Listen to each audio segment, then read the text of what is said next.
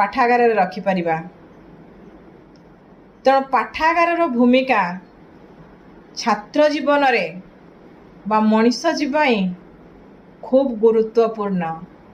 खाली पिला माने नुहंती, गाँव में थिबा वयस्क व्यक्ति माने मध्य सेमाने मध्य विभिन्न बही पढ़िबार सुजोग नहीं पारिबे। तेणु प्रत्येक गाँव ग्राम पंचायत रे निश्चित भाव में पाठागारटीए स्थापन करंतु। गुरुमां तरफरु विनम्र निवेदन अछि।